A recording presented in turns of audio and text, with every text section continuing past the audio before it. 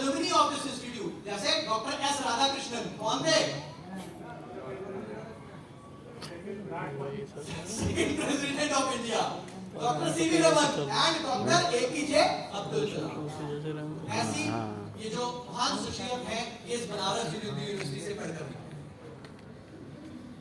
अब बात कर रहा हूँ जल्दी से स्टडीज की, ठीक है? जल्दी से नोट डाउन, जितना आप नोट डाउन कर सके कर लेना। प्रेजेंटेशन में शेयर कर दूंगा, बहुत ज्यादा डिटेल में नहीं जा पाऊंगा, टाइम थोड़ा सा कम है, लेकिन जितना हो सकेगा जल्दी से बताने की कोशिश करूंगा।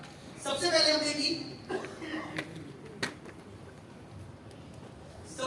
हमने की टॉक्सिसिटी स्टडीज। जब भी कोई प्रोडक्ट हम मार्केट में आते हैं, उसका एक प्रोसेस होता है। प्रोसेस क्या होता है? रिसर्च फाइंडिंग का क्या प्रोसेस होता है? पहली चीज होती है आइडिया जनरेशन। पहली चीज क्या होती है? Idea generation. आइडिया कहां से आता है? जब आपको यह पता लगता है कि इसकी नीड कहां पर है। पहली चीज हम क्या करते हैं भाई, नीड समझते हैं ना। कोई रिसर्च करनी है, कोई नया चीज, कोई नया प्रोडक्ट मार्केट में लेकर आना है, उसके लिए क्या करना पड़ेगा? उसके लिए पहले उसकी नीड समझनी पड़ेगी, जरूरत। और जो हमारी जरूरत थी, वो जरूरत हमने यहां से देखी कि जितने भी मार्केट में गैस्ट्रिक एसिडिटी को कंट्रोल करने के लिए प्रोडक्ट अवेलेबल हैं, जितने भी मार्केट में गैस्ट्रिक एसिडिटी को कंट्रोल करने के लिए प्रोडक्ट हैं, जिनको हम ब्रॉडर भाषा में कहते हैं पीपीआईज, प्रोटॉन पंप इनहिबिटर्स। क्या कहते हैं? क्या कहते हैं? PPI, proton pump inhibitors, pantoprazole, rabeprazole, omeprazole, ये सारी इसी क्लास है। कहते हैं ना सुबह खाली पेट गोली खा लेना, गैस और एसिडिटी ठीक हो जाएगी। ठीक है ना? डॉक्टर लिख देता है खाली पेट गोली खा लेना, गैस और एसिडिटी ठीक हो जाएगी। जब हमने सारी इसकी रिसर्चेस होने देखी और गवर्नमेंट ऑफ इंडिया की एक रेगुलेशन देखी, जिस रेगुलेशन में कहा गया कि आने वाले वक्त में कि जितने भी लीवर के टॉक्सिसिटी के पेशेंट्स, किडनी फेलियर के पेशेंट, हार्ट अटैक के पेशेंट्स बढ़ रहे हैं, उनके पीछे कहीं ना कहीं ये खाली पेट की दो गोली शामिल है। ये जो आप रोज खाली पेट की गोली बिना कुछ सोचे समझे खा लेते हैं ना लोग, बिना सोचे समझे। यहाँ भी गैस होती है, एसिडिटी हो रही है, चलो खाली पेट की गोली खा लेते हैं। लेकिन वो इतनी खतरनाक है कि अब ये WHO मानता है, और WHO ने सारे देशों को ये कहा है कि भाई जो भी आप ये दवाइयां बना रहे हैं, उनके पैक के ऊपर लिखना शुरू कीजिए। जैसे सिगरेट के ऊपर लिखा आता है ना, it may cause lung cancer, वैसे ही WHO ने रिकमेंड किया है इन गोलियों के ऊपर लिखिए it may cause liver toxicity, it may cause kidney failure, it may increase your condition of heart patients.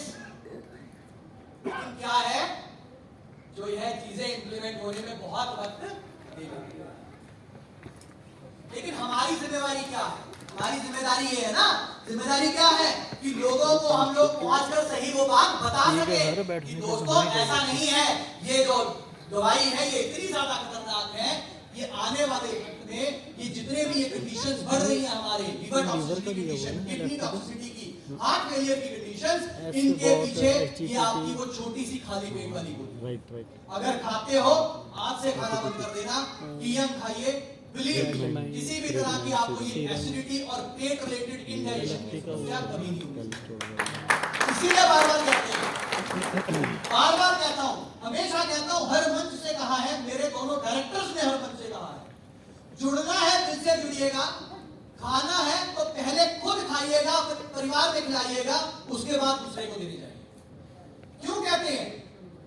जब तक खुद खा के रिजल्ट नहीं देखोगे ना, तब तक जो है वो अंदर से आवाज नहीं निकलेगी कि हाँ ये प्रोडक्ट है, इस प्रोडक्ट में जान है, ये प्रोडक्ट आगे बन सकता है, इस प्रोडक्ट से लोगों का भला हो। ठीक है? तो सबसे पहले हमने क्या किया, हमने सबसे पहले करके देखी उसकी क्लिनिकल स्टडीज। क्लिनिकल स्टडीज में क्या करते हैं हम लोग, जल्दी से बताता हूँ उसमें होता क्या है। हम लोग क्या करते हैं, अलग अलग डोज की टेस्टिंग करते हैं।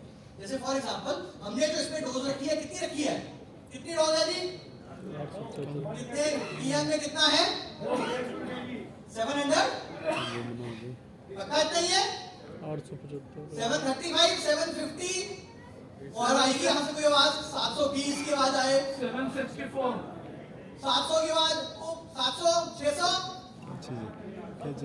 हेलो हाँ जी, 875 कितना डाला कितना है उसमें, कॉम्पोजिशन कितना है, 875। चलो पैक निकाल के सबसे ये देखना।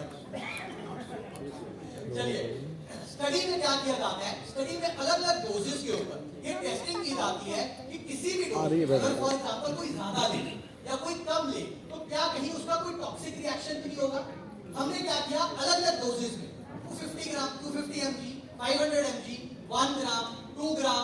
सारी डोजेस को टेस्ट किया एक साथ कि कहीं ऐसा तो नहीं है अलग अलग डोजेस में अगर हम इस प्रोडक्ट को देंगे तो वो किसी तरह से कोई लिवर फेलियर के केसेस, किडनी टॉक्सिसिटी या कोई और टॉक्सिसिटी पैदा तो नहीं करेगा। ये सारे उसके रिजल्ट्स हैं जहां पर ये क्लियरली दिखाया गया है कि किसी भी तरीके की किसी बायोकेमिस्ट्री में, यानी ना तो आपका सीरम एल्ब्यूमिन लेवल बढ़ा, एल्ब्यूमिन मतलब लीवर को कहीं टॉक्सिसिटी नहीं आई, ना क्रेटिनिन लेवल्स बढ़े, ना एसजीओटी एसजीपीटी। लीवर का टेस्ट कराने जानते हो क्या टेस्ट करता है वो? एसजीओटी एसजीपीटी टेस्ट करता है, क्रेटिनिन लेवल टेस्ट करता है, एल्ब्यूमिन लेवल टेस्ट करता है। तो उनमें किसी भी तरह से कोई वेरिएशन नहीं आई, ठीक है, कोई वेरिएशन नहीं आई है। डिटेल में थोड़ा सा देखिए, डिटेल में बताने के लिए हम आपको वीडियो बना देंगे जिसमें आप डिटेल में देख पाओगे, एक एक वैल्यू को डिस्कस कर लेंगे। लेकिन अभी मैं इसको एक एक वैल्यू को डिस्कस नहीं कर पाऊंगा, टाइम मेरे पास थोड़ा सा शॉर्ट है, ठीक है, बहुत ज्यादा वैल्यूज है। चलिए नेक्स्ट हमने क्या किया, हमने चेक किया एचपी लेवल्स, डब्ल्यूबीसी लेवल्स और आरबीसी लेवल्स। क्या इनमें कोई वेरिएशन तो नहीं आई जब हमने इसी प्रोडक्ट को अलग अलग डोजेज में? अभी हम लोग क्या कर रहे हैं, कौन सी स्टडी टेस्ट कर रहे हैं, कौन सी स्टडी कर रहे हैं? टॉक्सिसिटी। बीएचयू की कौन सी स्टडी? Toxicity study. कि अलग अलग वैल्यू में देकर अलग अलग कंसंट्रेशन में अगर हम प्रोडक्ट देते हैं तो कहीं वो किसी लीवर को इंपैक्ट तो नहीं करता, किडनीज को इंपैक्ट तो नहीं करता, मेरे ब्लड सेल्स को इंपैक्ट तो नहीं करता। ऐसा तो नहीं होगा कि कहीं पर मेरे को टॉक्सिसिटी हो जाएगी, टॉक्सिसिटी मतलब जहर तो नहीं बन जाएगा कहीं मेरे शरीर में अगर मैं उसको ज्यादा वैल्यू में ले लेता हूं, या कब मैं लेता हूं, कहीं प्रॉब्लम तो नहीं होगी। वो सारी स्टडीज को हम डिस्कस कर रहे हैं। फिर हमने क्या देखा, हमने एचपी लेवल्स देखे, डब्ल्यूबीसी लेवल देखे, आरबीसी लेवल देखे, प्लेटलेट के लेवल देखे, एमसीबी, एमसीएच, एमसीएचसी, जितने तरह के ब्लड टेस्ट हो सकते थे वो ब्लड टेस्ट डिफरेंट कंसंट्रेशंस में करके देखे कि कहीं पर लेवल्स वेरिएट तो नहीं होते। कहीं ऐसा तो नहीं होता कि जिस पेशेंट को हम देने लगे हैं उसका एचपी एकदम से गिर जाए, कहीं ऐसा तो नहीं है उसके आरबीसीज में प्रॉब्लम आने लग जाए, कहीं ऐसा तो नहीं है उसके एचपी लेवल, हम तो कहते हैं बढ़ता है, अच्छा होता है, पता लगा हमारा टेस्ट क्या रहेगा, हो जाता है।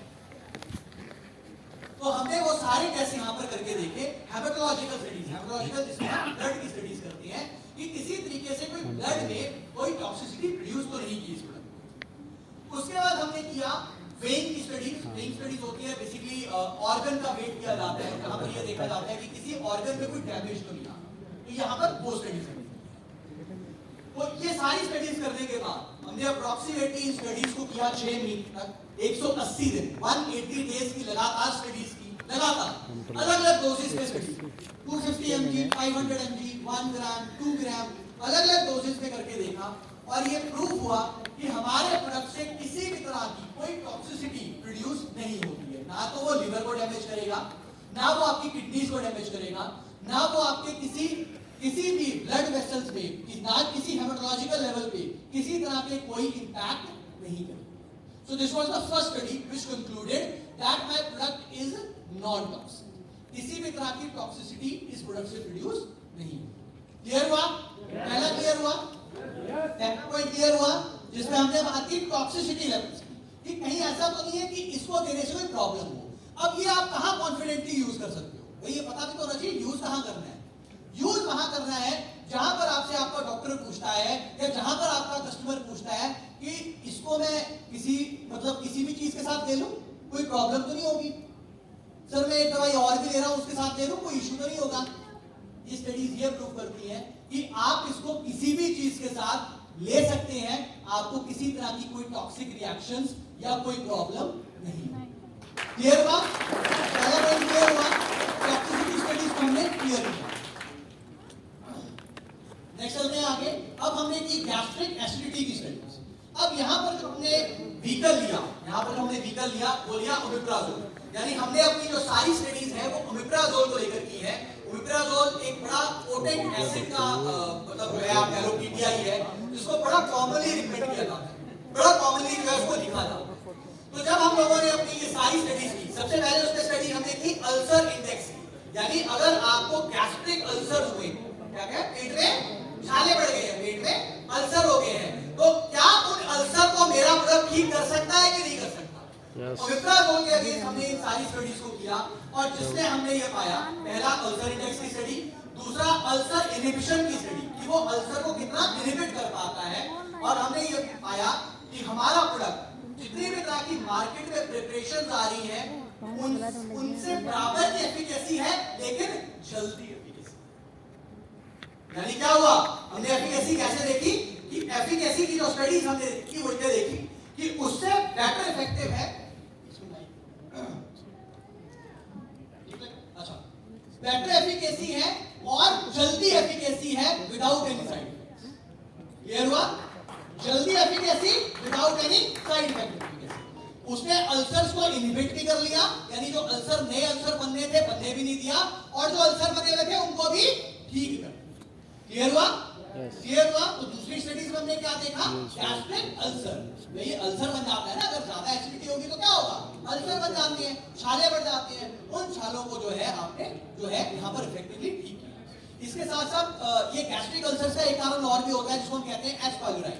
हेलिकोबैक्टर पाइलोराई का इंफेक्शन हो जाता है, जिसकी वजह से अल्सर्स की कंडीशन बहुत तेजी से बढ़ती है।